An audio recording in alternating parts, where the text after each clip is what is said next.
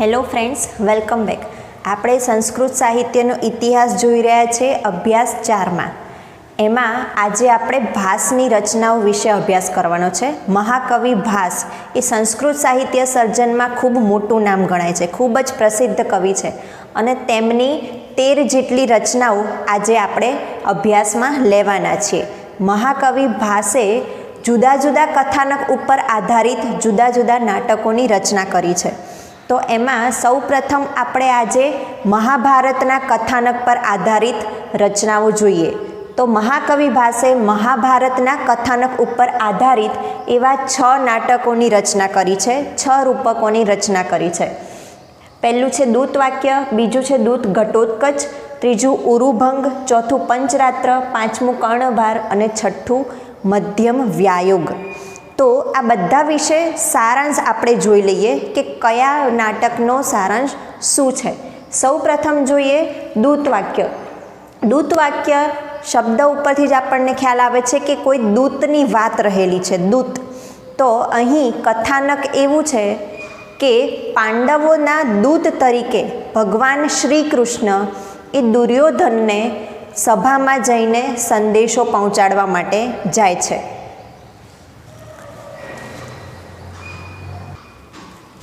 સંદેશો પહોંચાડવા માટે શ્રી કૃષ્ણ જાય છે ત્યારે કંચુકી છે એ શ્રી કૃષ્ણને પરસોત્તમ તરીકે ઓળખાવે છે અને એમના ગુણગાન કરે છે. શ્રી કૃષ્ણ પરસોત્તમ છે એવું દુર્યોધનથી સાંભળી શકાતું નથી, એને ખૂબ જ ગુસ્સો આવે છે. આ ઉપરાંત જેવા શ્રી કૃષ્ણ સભામાં પ્રવેશે છે ત્યારે સભામાં રહેલા દરેક રાજાઓ ઊભા થઈ જાય છે અને શ્રી કૃષ્ણનું સ્વાગત કરે છે, એમના માનમાં ઊભા થાય છે. તો આ બધું જ દુર્યોધનથી સહન થતું નથી. આથી દુર્યોધનને ખૂબ જ ગુસ્સો આવે છે અને શ્રી કૃષ્ણ દુર્યોધનને સમજાવે છે કે એ સમજાવટ દ્વારા અથવા તો વારસાઈ હક જે છે પાંડવોનો એ મુજબ એમને પોતાની જમીનનો ભાગ આપે, પરંતુ દુર્યોધન માનતો નથી. આથી શ્રી કૃષ્ણ ભગવાન પણ ગુસ્સે ભરાય છે અને એ ગુસ્સામાં આવીને પોતાનું સુદર્શન ચક્ર ધારણ કરે છે. આમ સુદર્શન ચક્ર ધારણ કરીને દુર્યોધન પ્રત્યેનો ગુસ્સો એમનો વ્યક્ત થવાનો જ હોય છે કે પછી એ ક્ષમા ભાવથી શાંત થાય છે. એટલે કે શ્રી કૃષ્ણ ભગવાન અંતે તો એ સુદર્શન ચક્રનો ઉપયોગ કરતા નથી, દુર્યોધનને ક્ષમા આપે છે અને એ સભામાંથી પછી નીકળી જાય છે. તો આમ શ્રી કૃષ્ણનું દૂત તરીકે આવવું એના એ ઘટના ઉપરથી આ નાટકનું નામ પડ્યું છે દૂત વાક્યમ. એના જેવું જ બીજું નાટક છે દૂત ઘટોત્કચ. તો આના નાટકના શીર્ષક ઉપરથી આપણને ખ્યાલ આવે કે આમાં પણ દૂત તરીકે ઘટોત્કચની વાત રહેલી છે. તો અહીં શ્રી કૃષ્ણના દૂત તરીકે ઘટોત્કચ એ દુર્યોધનની સભામાં જાય છે.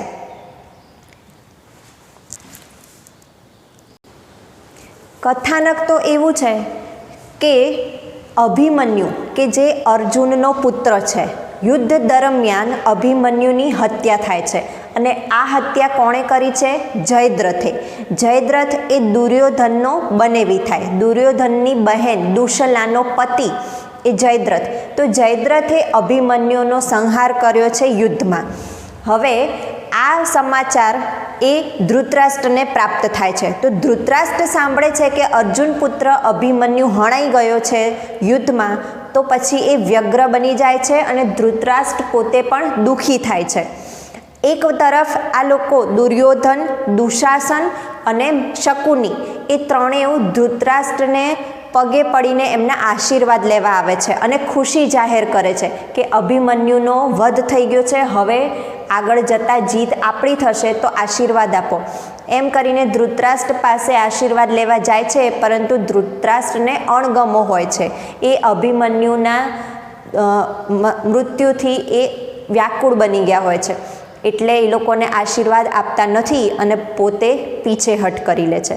હવે દૂત તરીકે ઘટોત્કચ એ કૌરવોની સભામાં જાય છે શ્રી કૃષ્ણના દૂત તરીકે. શ્રી કૃષ્ણએ ઘટોત્કચ દ્વારા સંદેશો મોકલાવ્યો હોય છે કૌરવોને કે અર્જુન અત્યારે વિલાપ કરી રહ્યો છે, અર્જુનનો પુત્ર અભિમન્યુ એ યુદ્ધમાં હણાયો છે અને ખૂબ જ વિલાપ કરી રહ્યો છે, ખૂબ જ દુઃખી થઈ ગયો છે. તો ધૃતરાષ્ટ્રને એ કહેવા માગે છે કે હવે પછી તમારા તો 100 પુત્રોનું મૃત્યુ થવાનું છે, તો પછી તમારી દશા શું થશે એ વિચારી લેજો. એટલે આવો સંદેશો શ્રી કૃષ્ણ પાંડવો તરફથી કૌરવોની સભામાં પહોંચાડે છે અને એ સંદેશો લઈને જાય છે ઘટોત્કચ. સંદેશો એ છે કે અભિમન્યુનો એક જ પુત્ર મૃત્યુ પામ્યો છે અને અતિશય વિલાપ કરી રહ્યો છે. અર્જુનનો પુત્ર અભિમન્યુ જે એકમાત્ર પુત્ર છે એ મૃત્યુ પામ્યો છે અને ખૂબ વિલાપ કરે છે. તો પછી ધૃતરાષ્ટ્રના તો 100 પુત્રો છે અને 100 પુત્રો યુદ્ધમાં હણાઈ જવાના છે, તો પછી ધૃતરાષ્ટ્ર કેવો વિલાપ કરશે એ તમારે વિચારવાનું છે. એટલે આવો સંદેશો ઘટોત્કચ દૂત બનીને ત્યાં આપે છે. આ ઘટના ઉપરથી આ નાટકનું નામ પડ્યું છે દૂત ઘટોત્કચમ. ત્યારબાદ છે ઉરુભંગ. ઉરુ એટલે સાથળ, આ પગની સાથળ હોય તે. તો યુદ્ધ દરમિયાન 18 દિવસ તો મહાભારતનું યુદ્ધ ચાલે છે એ આપણે સૌ જાણીએ છીએ. 18 દિવસમાં દરેક 100 કૌરવો છે એમાંથી 99 કૌરવોનો તો નાશ થઈ ચૂક્યો છે. એટલે 99 કૌરવો મૃત્યુ પામ્યા છે. એકમાત્ર કૌરવ બાકી રહ્યો છે છેલ્લા 18મા દિવસે દુર્યોધન. એટલે છેલ્લા દિવસે ભીમ અને દુર્યોધન વચ્ચે ગદા યુદ્ધ થાય છે અને એમાં ભીમ એ દુર્યોધનની ઉરુ ઉપર પ્રહાર કરે છે. ઉરુ એટલે સાથળ, તો ઉરુ ઉપર પ્રહાર કરે છે અને એમ થવાથી એની ઉરુ એ ભાંગીને પડી જાય છે. અને અહીં એવું કહેવાય છે કે ભીમે ગદા યુદ્ધના નિયમનો ઉલ્લંઘન કર્યો છે. પરંતુ આ રીતે દુર્યોધનની ઉરુનો ભંગ થાય છે, તે ભાંગીને નીચે પડી જાય છે અને અંતે તેનું મૃત્યુ થાય છે અને હાર સ્વીકારે છે. તો એ જગ્યાએ દુર્યોધનનો પુત્ર, દુર્યોધનની પત્ની ધૃતરાષ્ટ્ર, એની માતા ગાંધારી, આ બધા જ એ સ્થળે હાજર છે અને દુર્યોધનની ઉરુ ભાંગી ગઈ છે, તેનું મૃત્યુની તૈયારી છે અને બધા વિલાપ કરી રહ્યા છે. તો ભીમ અને દુર્યોધન વચ્ચેનું ગદાયુદ્ધ, ભીમ એ દુર્યોધનને ઉરુ ઉપર ગદા મારે છે, આથી એની ઉરુનો ભંગ થાય છે અને એવું કહેવાય છે કે અહીંયા ગદા યુદ્ધનો પણ ભંગ થયો છે, નિયમનો ભંગ થયો છે એવું કહેવામાં આવે છે. પણ આફ્ટર ઓલ તો 100 કૌરવોનું મૃત્યુ થાય છે. આથી આ નાટકનું નામ પડ્યું છે ઉરુભંગ. ત્યારબાદનું નાટક છે પંચરાત્ર. પંચરાત્રમાં એવું છે કે દુર્યોધન દ્વારા ગુરુ દ્રોણને સંદેશો આપવામાં આવે છે અથવા તો એમને કહેવામાં આવે છે કે 5 રાત્રિઓનો સમય છે તમારી પાસે. 5 રાત્રિઓ દરમિયાન તમે પાંડવોને શોધી નાખો, એ ક્યાં છે એ મને જણાવો, તો હું પાંડવોને રાજ્યનો અડધો હિસ્સો આપીશ. એટલે વારસાઈ મુજબ જે અડધો હિસ્સો મળવો જોઈએ એ હું આપી દઈશ. તો આવું દુર્યોધન દ્વારા ગુરુ દ્રોણને કહેવામાં આવે છે કે 5 રાત્રિ દરમિયાન તમે પાંડવોને શોધી આપો, મને એની ઓળખ આપો કે એ કઈ જગ્યાએ છે, તો હું પાંડવોને હિસ્સો આપીશ. અને બાય ચાન્સ એવું થાય છે પણ ખરું કે ગુરુ દ્રોણ એ પાંડવોને શોધી કાઢે છે. એટલે આ કઈ વાત થાય છે, જ્યારે ગુપ્ત વેશમાં હોય છે પાંડવો એ વખતની વાત છે. અજ્ઞાતવાસમાં જ્યારે પાંડવો હોય છે ત્યારે તો ગુરુ દ્રોણ પાંડવોને શોધી આપે છે, દુર્યોધનને જાણ કરે છે અને દુર્યોધન એમને અડધું રાજ્ય પણ આપી દે છે.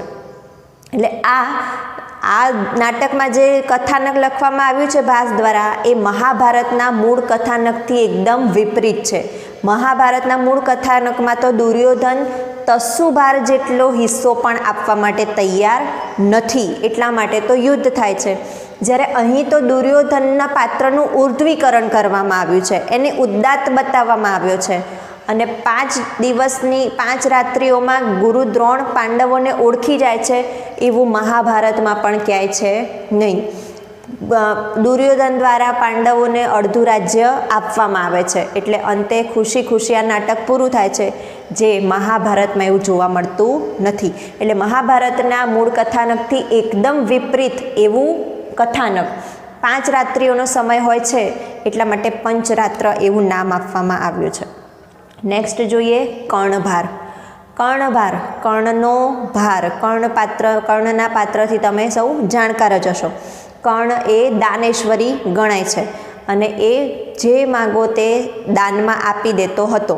હવે જ્યારે યુદ્ધ નજીક આવ્યું છે એ વખતની વાત છે, તો ઇન્દ્ર વેશ પલટો કરીને કર્ણની સમક્ષ આવે છે. ઇન્દ્ર બ્રાહ્મણ બનીને કર્ણની સમક્ષ આવે છે અને દાન માટેની યાચના કરે છે. ત્યારે કર્ણ એને બધું જ આપવાની તૈયારી બતાવે છે. જેટલું ધન જોઈએ, જેટલી ગાયો જોઈએ, જેટલી સંપત્તિ જોઈએ, સોનું જોઈએ, હીરો, બધું જ. પરંતુ બ્રાહ્મણ બધાની ના પાડે છે કે મારે આ જોઈતું નથી. એટલા માટે પછી કર્ણ હવે થાકી હારીને એની પાસે આનાથી વિશેષ કંઈ નથી, એટલે પોતાનું જીવન એવા કવચ અને કુંડળ એ આપવાની તૈયારી બતાવે છે. એટલે કર્ણ કહે છે કે મારા કવચ અને કુંડળ હું તમને દાનમાં આપી દઉં. ત્યારે બ્રાહ્મણ ખુશ થઈને હા પાડે છે અને એ લેવા માટે તૈયાર થાય છે. તો આમ પછી કર્ણ જરા પણ હિચકિચાટ વગર પોતાના કવચ અને કુંડળ એ બ્રાહ્મણને દાનમાં આપી દે છે. અને કર્ણ એવું નથી વિચારતો કે હવે કવચ અને કુંડળ નહીં રહે તો પછી યુદ્ધમાં એ કેવી રીતે લડશે. એ પોતાની રીતે તૈયાર છે અને બ્રાહ્મણને, ઇન્દ્રના રૂપમાં રહેલો બ્રાહ્મણ, એને પોતાના કવચ અને કુંડળ આપી દે છે. હવે આ બાજુ શલ્યરાજ એ કર્ણને સમજાવે છે કે આવી ભૂલ ન કરાય. આ ઇન્દ્રની ચાલ છે. ઇન્દ્ર પોતે બ્રાહ્મણ વેશમાં આવીને તારી પાસેથી કવચ કુંડળ માંગી ગયા, જેથી કરીને તું મહાભારતમાં હારી જાય અને પાંડવોની જીત થાય. આવું બધું સમજાવવા છતાં પણ કર્ણ માનતો નથી અને એ પોતાનો દાન ધર્મ આગળ ધપાવીને એને કવચ અને કુંડળનું દાન આપી દે છે. બીજી તરફ ઇન્દ્રને પણ થોડો પસ્તાવો થાય છે કે આ ખોટું કર્યું. તો પસ્તાવા રૂપે ઇન્દ્ર કર્ણને વિમલા નામની શક્તિ આપે છે, જે શક્તિથી એ યુદ્ધ લડી શકશે એવી એને શક્તિ આપે છે. પરંતુ આપણે જાણીએ છીએ કે મહાભારતમાં પછી અંતે તો કર્ણની પણ પરાજય થાય છે. પણ નાટકનું કથાનક આવું જ હતું કંઈક, કે કર્ણનો પોતાનો કવચ અને કુંડળનો ભાર એ દાનમાં આપી દે છે. આથી નાટકનું નામ પડ્યું છે કર્ણભાર. હવે મહાભારત ઉપર આધારિત છેલ્લું નાટક ભાસે રચ્યું છે એ જોઈએ મધ્યમ વ્યાયોગ. મધ્યમ, મહાભારતની વાત છે, 5 પાંડવોની વાત છે, તો 5 પાંડવોમાં મધ્યમ કોણ? તો ભીમસેન. એનો વ્યાયોગ એટલે પોતાની પત્ની હિડિંબા સાથેનો સંયોગ. મધ્યમનો પત્ની હિડિંબા સાથેનો સંયોગ એટલે કે ભીમનો પોતાની પત્ની સાથેનો સંયોગ, એના નામ ઉપરથી પડ્યું છે મધ્યમ વ્યાયોગ. મહાભારતમાં આવો કંઈ સંયોગ બતાવવામાં આવ્યો નથી, પરંતુ ભાસ રચિત કથાનક છે તો એમણે પોતાની રચનામાં આવું કથાનક રચ્યું છે. કથાનક કંઈક એવું છે કે 5 બ્રાહ્મણો વનમાં વસી રહ્યા છે અને હિડિંબાનો પુત્ર ઘટોત્કચ એ પોતાની માતાના આદેશથી શિકાર કરવા નીકળ્યો છે. એટલે માતાએ કહ્યું છે કે કોઈક શિકાર લાવવો પડશે, તો એ આદેશથી જાય છે અને બ્રાહ્મણ કુટુંબ તરફ એ વળે છે. તો બ્રાહ્મણો મતલબ કે 5 પાંડવો છે, તો એ લોકો નક્કી કરે છે કે મધ્યમને શિકાર માટે જવું. એટલે મધ્યમ એટલે ભીમ, તો ભીમ શક્તિશાળી છે અને એ પોતે શિકાર બનીને ઘટોત્કચની પાસે જાય છે. હવે એ ઘટોત્કચને ઓળખી જાય છે કે આ તો હિડિંબાનો પુત્ર છે, એટલે કે મારો પુત્ર છે. પરંતુ ભીમ ઘટોત્કચને પોતે પિતા છે એવું કહેતો નથી અને એને શરણે થઈને માતા સાથે જાય છે. તો હવે જ્યારે એ પોતાના ઘરમાં લઈ જાય છે ઘટોત્કચ માતા સમક્ષ, ત્યારે માતા હિડિંબા એ ભીમને જોઈને ઓળખી જાય છે કે આ તો ભીમ છે, તેનો પતિ છે. આથી તે એને શિકાર કરતો નથી અને આમ એ બંનેનું મિલન થાય છે. એટલે આ રીતે પછી ઘટોત્કચને પણ દુઃખ થાય છે કે મેં મારા પિતાને આવી રીતે બંદી બનાવીને શિકાર કર્યો છે. એટલે પછી પરિવારનું સારું મિલન થાય છે અને હિડિંબા અને મધ્યમ એટલે કે ભીમનો સંયોગ થાય છે. એટલા માટે નાટકનું ટાઇટલ આપવામાં આવ્યું છે મધ્યમ વ્યાયુગ. તો આ આપણે ભાસ રચિત મહાભારતના કથાનક પર આધારિત રૂપકો જોયા. હવે ભાસ રચિત રામાયણના કથાનક પર આધારિત રૂપકો જોઈ લઈએ. રામાયણના કથાનક પર આધારિત 2 નાટકો ભાસે રચ્યા છે. એક છે પ્રતિમા નાટક અને બીજું છે અભિષેક નાટક.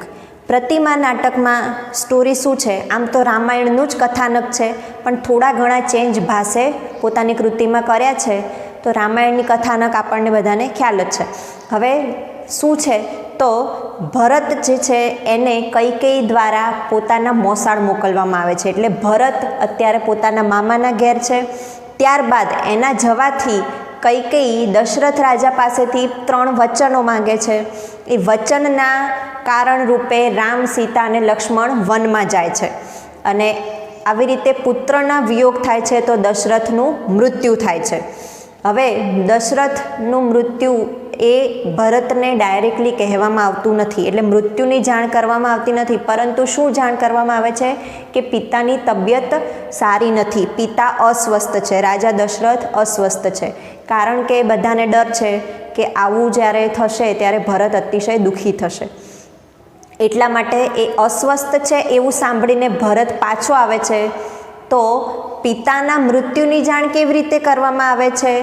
તો આ જે મહેલ છે રાજાનો, દશરથ રાજાનો, ત્યાં એક એવો રૂમ રાખવામાં આવ્યો છે, એવો ઓરડો છે કે જ્યાં પોતાના વંશના પૂર્વજોની પ્રતિમાઓ રાખવામાં આવેલી હોય છે. અને એ પ્રતિમાઓના દર્શન કરાવતી વખતે ભરતને ખ્યાલ આવે છે કે પોતાના પિતા દશરથની પ્રતિમા પણ અહીં મૂકવામાં આવી છે. તો ક્યારે મૂકવામાં આવે? જ્યારે એ હયાત નથી ત્યારે. તો આ રીતે પોતાના પિતા દશરથની પ્રતિમા પૂર્વજોની પ્રતિમા સાથે મૂકેલી જોઈ ભરત સમજી જાય છે કે પિતાનું અવસાન થયું છે, મૃત્યુ થયું છે. આથી આ જે ઘટના છે એ મૂળ રામાયણમાં આપણને જોવા મળતી નથી, પરંતુ ભાસ દ્વારા લખવામાં આવેલા નાટકમાં જ આપણને જોવા મળે છે. હવે કથાનક જે મુજબ આપણે રામાયણ જોઈએ છે એવું છે કે આ પાછળ દશરથના મૃત્યુની પાછળ એ પોતાની માતા કૈકેયીને જવાબદાર ગણે છે. એ કૈકેયીને મળવા જતો નથી, કારણ કે એને ગુસ્સો આવે છે. આથી તે સીધો વનમાં પોતાના ભાઈ ભાભીને મળવા જાય છે, રામ, લક્ષ્મણ અને સીતાને. ત્યાં જઈને રામ એને સમજાવે છે કે હવે તારે જ રાજકાર બધું સંભાળવાનું છે, પણ ભરત આનાકાની કરે છે. અંતે રામની ચરણ પાદુકાઓ લઈને એ આવે છે અને એને ગાદી ઉપર રાખે છે. રામના ચરણ પાદુકાઓને ગાદી ઉપર રાખીને ભરત પછી વહીવટ કરે છે, રાજ્યનો કારભાર સંભાળે છે અને કૈકેયીને દોષિત માને છે. પરંતુ કૈકેયી અહીં ભરતને શું સમજાવે છે? આ નાટકમાં કૈકેયીના પાત્રનું પણ ઉદાત્તીકરણ થયું છે. કૈકેયી ભરતને સમજાવે છે કે દશરથ રાજાને જે શાપ મળ્યો હતો શ્રવણ દ્વારા, એ શાપનું નિવારણ કરવું જરૂરી હતું. શાપ એવો હતો કે પુત્રના વિયોગથી રાજાનું મૃત્યુ થાય.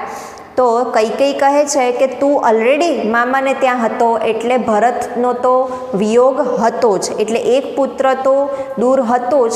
હવે રામને માત્ર 14 દિવસ માટે વનમાં મોકલીએ તો પુત્રનો વિયોગ થઈ જાય.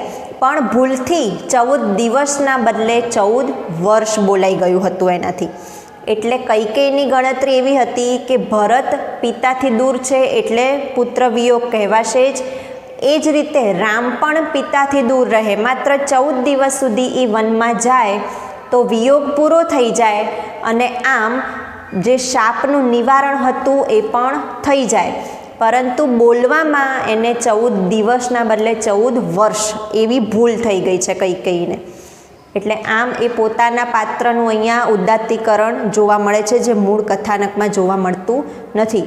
ત્યારબાદ કથાનક અનુસાર રામાયણમાં જેવું છે એ મુજબ કે રામ અને રાવણનું યુદ્ધ થાય છે. રામ રાવણનો પરાજય કરાવે છે, રામ વિજય પ્રાપ્ત કરીને અંતે અયોધ્યા પાછા આવે છે અને છેલ્લે રામનો જ રાજા તરીકે અભિષેક થાય છે. તો મૂળ જોવા જઈએ તો ભરતને પોતાના પિતાની મૃત્યુના સમાચાર કેવી રીતે મળ્યા? પ્રતિમા ગૃહની અંદર. પ્રતિમા ગૃહમાં કોની પ્રતિમાઓ હોતી હતી? પૂર્વજોની, કે જે મૃત્યુ પામ્યા છે. તો એ બધાની જ સમક્ષ રાજા દશરથની પ્રતિમા પણ મૂકેલી હતી. અને આ રીતે એને જણાવવામાં આવ્યું કે રાજા દશરથનું પણ મૃત્યુ થયું છે. તો એ ઘટના ઉપરથી આનું નામ પડ્યું છે પ્રતિમા નાટક. ત્યારબાદ હવે જોઈએ બીજું અભિષેક નાટક. અભિષેક, રાજ્યાભિષેક. આ કથાનકમાં 3 રાજાઓનો અભિષેક આપણે જોઈએ છે, રામાયણ ઉપર આધારિત છે. એમાં એક રામનો અભિષેક, બીજો સુગ્રીવનો અભિષેક અને ત્રીજો વિભીષણનો અભિષેક. તો સૌ પ્રથમ તો રામ વનવાસ ભોગવી રહ્યા છે ત્યારે સુગ્રીવની મદદ કરવા માગે છે. સુગ્રીવ અને વાલી એ 2 ભાઈઓ છે, પરંતુ એ બંને વચ્ચે યુદ્ધ કરીને વાલીને રામ દ્વારા પરાજય પ્રાપ્ત થાય છે. આથી સુગ્રીવ બચે છે અને સુગ્રીવનો અભિષેક કરવામાં આવે છે, સુગ્રીવને રાજા બનાવવામાં આવે છે. ત્યારબાદનું કથાનક કે સીતાનું હરણ કરવાથી રામ અને રાવણ વચ્ચે પણ યુદ્ધ થાય છે. આથી રાવણનું મૃત્યુ થાય છે, રાવણ પરાજય પામે છે, રામનો વિજય થાય છે. આથી લંકાનો રાજા કોણ? તો લંકાના રાજા તરીકે વિભીષણનો અભિષેક કરવામાં આવે છે.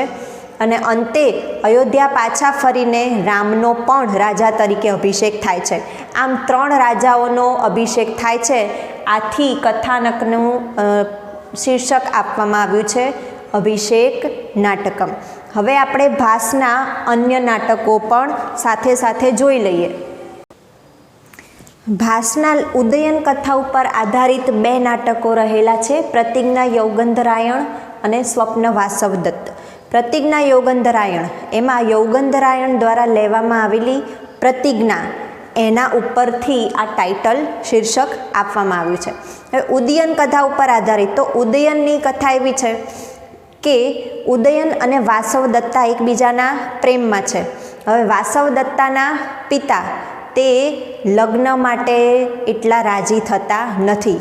આથી તે ઉદયનને કેદ કરવાનો પ્રયત્ન કરે છે.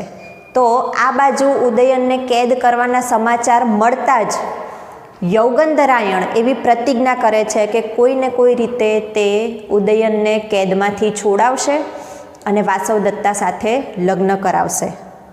તો આવી રીતે એક અફવા ફેલાવવામાં આવે છે કે ઉદયનનો હાથી જે હતો એ ગાંડો બની જાય છે અને એ હાથીને અંકુશમાં લાવવા માટે ઉદયન મદદે આવે, એવી એક અફવા ફેલાવવામાં આવે છે, જેથી કરીને ઉદયન બહાર આવે અને એને પછી લઈને નાસી છૂટવામાં આવે.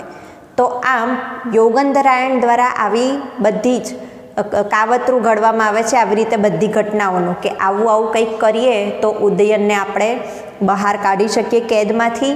અને ત્યારબાદ પછી ઉદયન અને વાસવદત્તા એકબીજાને મળે છે અને પછી બંને ગાંધર્વ વિવાહ પણ કરી લે છે.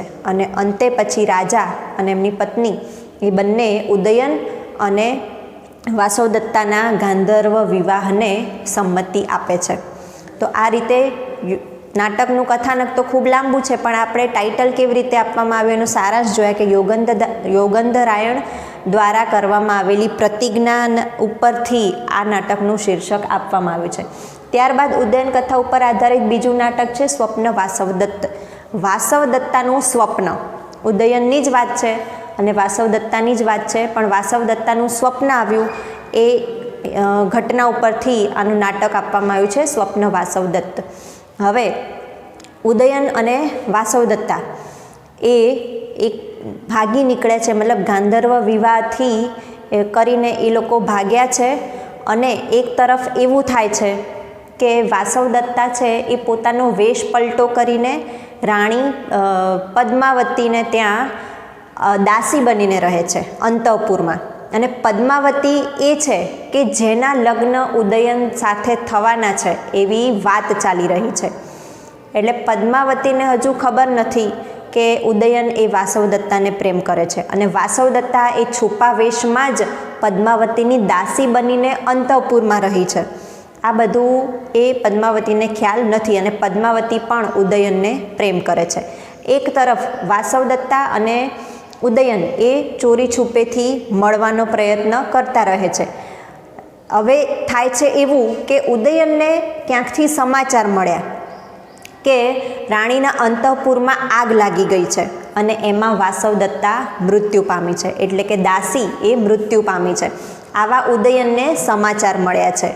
તો હવે ઉદયન તો વાસવદત્તાને ખૂબ પ્રેમ કરતો હતો એટલે ખૂબ જ દુઃખમાં સરી પડે છે અને વાસવદત્તા પ્રત્યે વાસવદત્તા જીવતી છે કે એવું એને ખ્યાલ આવતો નથી, વાસવદત્તા મરી જ ગઈ છે એવું એ માનીને અત્યંત દુઃખી થાય છે અને હવે વાસવદત્તા રહી નથી અને પદ્માવતી સાથે એના લગ્ન થવાના છે, પણ એનું મન હોતું નથી કારણ કે એ તો વાસવદત્તાને પ્રેમ કરતો હતો. પણ એક રીતે પદ્માવતીના લગ્ન ઉદયન સાથે તો હવે થવાના જ છે. હવે એને એવો સમાચાર મળે છે કે વાસવદત્તા નથી અને પદ્માવતીના લગ્ન થવાના છે, તો વાસવદત્તાને પણ આ સમાચાર મળે છે કે રાણી પદ્માવતીના લગ્ન ઉદયન સાથે થવાના છે. તો પછી એ મતલબ કે મૃત્યુ પામી ન હોવા છતાં પણ એ સામે આવતી નથી, એ ઉદયનની સામે નથી આવતી કારણ કે એને પણ એવું લાગે છે કે બે વ્યક્તિઓ લગ્ન કરે છે તો પછી મારે પાછળ હટવું જોઈએ. તો આમ એ પણ પોતાનો વેશ છૂપો જ રાખે છે. એટલે જીવતી હોવા છતાં ઉદયનને ખ્યાલ નથી કે વાસવદત્તા જીવતી છે અને એ વાસવદત્તાને હજુ પણ યાદ કરે છે, પણ મન નથી તેમ છતાંય પદ્માવતી સાથે લગ્ન કરવાના છે. એક બાજુ પદ્માવતી તો ખુશી ખુશી ઉદયન સાથે લગ્ન કરવા તૈયાર જ છે. એટલે પછી વાસવદત્તા પદ્માવતીની દાસી છે, પદ્માવતીને ખુશ જોવે છે એટલે પોતે ઉદયનની સમક્ષ હાજર થતી નથી અને ઇવન પદ્માવતીના લગ્નની વરમાળા જે બનાવવાની હોય છે એ વાસવદત્તા પોતે જ બનાવે છે.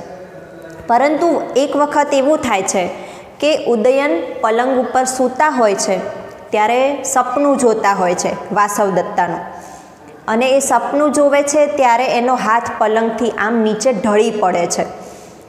એટલે હાથ ઢળેલો હોય છે એ વાસવદત્તા જોઈ જાય છે તો હાથને ઊંચકીને ફરી પાછો એના પલંગ ઉપર સરખી રીતે મૂકે છે અને ત્યાંથી ચૂપચાપ જતી રહે છે.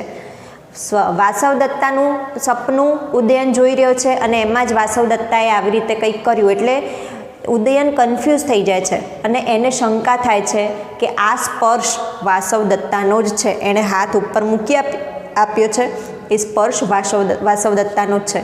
તો એ પછી વિદૂષકને વાત કરે છે કે વાસવદત્તા જીવતી જ હોવી જોઈએ કારણ કે હું એના સ્પર્શને ઓળખું છું. અને આમ કરીને એની શંકાને ધ્યાનમાં લઈને પછી શોધખોળ કરવામાં આવે છે અને ત્યારબાદ ખ્યાલ આવે છે કે વાસવદત્તા તો જીવતી છે. આથી ઉદયન ફરીથી ખુશ થાય છે. પરંતુ આ બાજુ તો લગ્નની તૈયારીઓ થઈ રહી છે. હવે એક વખત પદ્માવતીને પણ એવું થાય છે કે એને પણ વાસવદત્તાના ઉદયનના પ્રણયની ખબર પડે છે. કેવી રીતે? તો એક વખત ચિત્રફલક ઉપર કોઈ ચિત્રણ કરી રહ્યા હોય છે ઉદયન, તો એ ચિત્ર કોનું હોય છે એ પાછળથી પદ્માવતીને ખ્યાલ આવે છે કે એ ચિત્ર તો વાસવદત્તાનું છે. અને વાસવદત્તા એટલે કોણ? તો એવી એક સ્ત્રી તો અંતઃપુરમાં દાસી બનીને રહી છે. તો પછીથી એને ખ્યાલ આવે છે કે ઉદયન આ સ્ત્રીને પ્રેમ કરતો હતો જેને મૃત માની રહ્યો છે, પણ એ સ્ત્રી તો મારે ત્યાં અંતઃપુરમાં દાસી તરીકે જીવતી છે. તો આમ પદ્માવતી જ વાસવદત્તાને બહાર લાવે છે, ઉદયન સાથેનું મિલન કરાવે છે અને ખુશી ખુશી ઉદયન અને વાસવદત્તાના લગ્ન થાય છે. તો આમ સ્વપ્નું આવે છે વાસવદત્તાનું, એના ઉપરથી આ ટાઇટલ સાર્થક બને છે, સ્વપ્ન વાસવદત્ત. હવે ભાસના અન્ય લોકકથા પર આધારિત નાટકો બે છે, અવિમારક અને ચારુદત્ત, એ પણ આપણે સાથે સાથે જોઈ લઈએ. વિદ્યાર્થી મિત્રો, મહાકવિ ભાસના લોકકથા પર આધારિત રૂપકો બે છે, એક અવિમારક અને બીજું છે ચારુદત્ત. અવિમારક એ ટાઇટલ કેવી રીતે સિદ્ધ થાય છે? તો અવિ નામનો રાક્ષસ, અવિ એટલે ઘેટું, તો રાક્ષસ એ અવિનું રૂપ ધારણ કરે છે. તો એને મારવા માટે નાયક એને મારવા માટેના પ્રયત્નો કરે છે અને એને મારે પણ છે. તો એ અવિમારકમ એવી રીતે એનું ટાઇટલ આવે છે કે અવિ નામના રાક્ષસને મારવું, એના ઉપરથી અવિમારકમ. હવે શું છે સ્ટોરી? તો રાક્ષસ જે છે એ નાયિકાને હેરાન કરે છે. નાયક કોણ છે? વિષ્ણુ સેન, અને નાયિકા છે કુરંગી. કુંતી ભોજ નામના રાજાની પુત્રી એ કુરંગી નાયિકા છે અને વિષ્ણુ સેન એ નાયક છે. આ બંને વચ્ચે પ્રણય સંબંધ રચાય છે. કેવી રીતે? તો એક વખત આ રાજકુમારી કુરંગી એ ઉદ્યાનમાં ભ્રમણ કરતી હોય છે અને એવામાં અંજનગીરી નામના હાથીનો એના પર હુમલો થાય છે. તો એ હુમલાથી બચાવવા માટે આ વિષ્ણુસેન નાયક એની મદદે આવે છે અને કુરંગીને બચાવી લે છે. આથી આ બંને વચ્ચે આકર્ષણ થાય છે, એકબીજા પ્રત્યે આકર્ષાય છે અને ધીમે ધીમે પછી પ્રેમ સંબંધ આગળ વધે છે. હવે થાય છે એવું કે નાયક વિષ્ણુસેનને અંદરથી ડર લાગે છે કે એ પકડાઈ જશે તો શું થશે, પ્રણય સંબંધની વાત છે, તો એ પકડાઈ જશે એનો ડર છે, એટલા માટે ડરના માર્યા એ આપઘાત કરવાનું વિચારે છે. એટલે આપઘાત કરવા જાય છે ત્યાં જ કોઈક વિદ્યાધરની શક્તિ દ્વારા શક્તિવાળી એક વીંટી મળે છે. વિદ્યાધર કોઈ એને એવી શક્તિવાળી વીંટી આપે છે કે જેના લીધે એ રાણીના અંતઃપુર સુધી પહોંચવા માટે સફળ થઈ જાય છે, એટલે કે કુરંગી સુધી પહોંચવા માટે સફળ થાય છે. તો આમ કરીને વીંટીની મદદથી કુરંગી સાથે પહોંચે છે અને ત્યાં જુએ છે તો કુરંગી પોતે પણ વિરહના મારે ગળે ફાંસો ખાઈને પોતાનું જીવન ટૂંકાવવાની તૈયારીમાં જ હતી. એ પણ નાયિકાથી દૂર રહી શકતી નથી, આથી પોતે પણ ગળે ફાંસો ખાવાની તૈયારી જ કરતી હતી અને ત્યાં નાયક આવી રીતે પહોંચી જાય છે. બંને જણનું મિલન થાય છે અને અંતે પછી રાજા પણ ખુશ થઈને એ બંનેના સંબંધને મંજૂરી આપે છે. તો આ હતી અવિમારકની સ્ટોરી.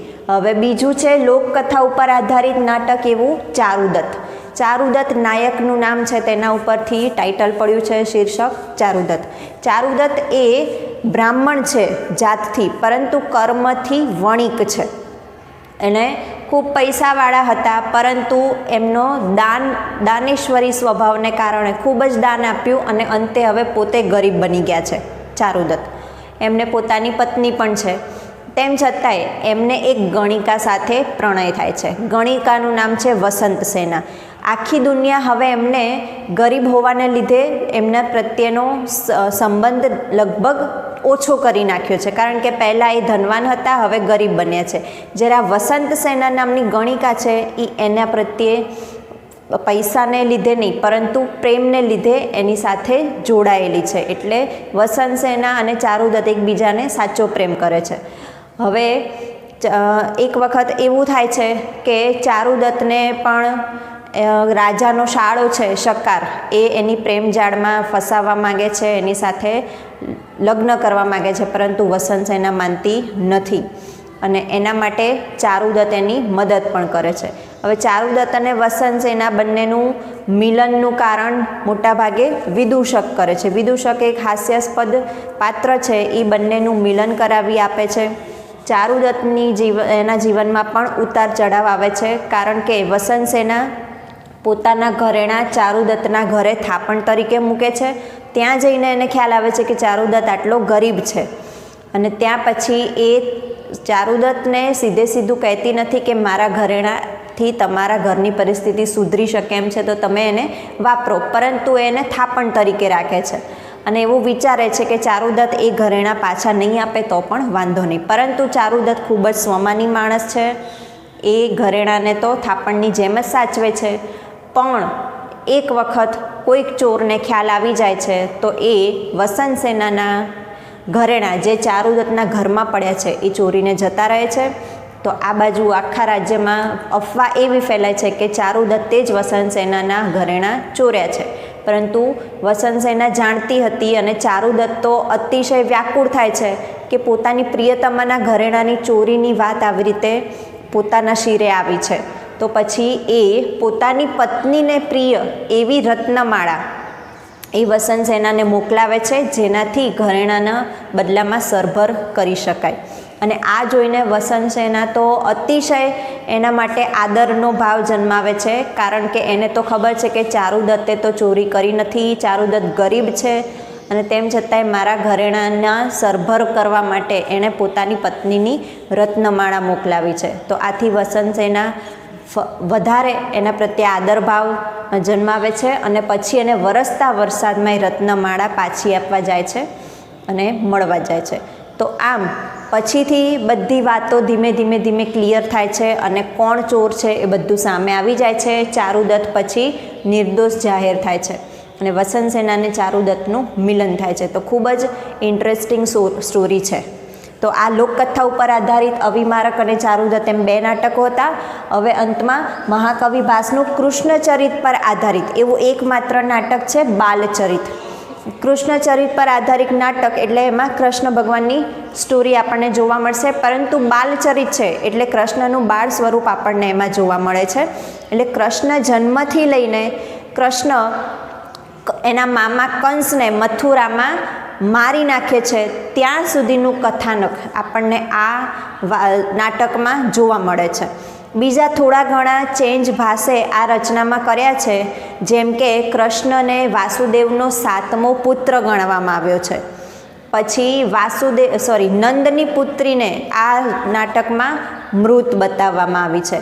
તો આમ થોડા ઘણા તો ચેન્જીસ ભાસે પોતાની મુજબ કરેલા છે, પરંતુ ઓવરઓલ જોતાં કૃષ્ણનો જન્મથી લઈને મથુરામાં કંસને એ મારે છે ત્યાં સુધીનું કથાનક અહીં જોવા મળે છે. કૃષ્ણની લીલાઓ અહીં જોવા મળે છે. તો આમ આપણે મહાકવિ ભાસના જુદા જુદા કથાનક ઉપર આધારિત જુદા જુદા ટોટલ નાટકો આપણે જોઈ ચૂક્યા છે. હવે આ તો મેં તમને સારાંશ કહ્યો છે. આની વધારે સમજૂતી માટે તમારે ટેક્સ્ટબુકની અંદર આપેલું જે સાહિત્ય છે અભ્યાસ 4 મહાકવિ ભાસ એ તમારે એકવાર વાંચવાનું રહેશે, જેથી તમને એક્ઝામમાં લખવામાં સરળતા પડશે. Thank you.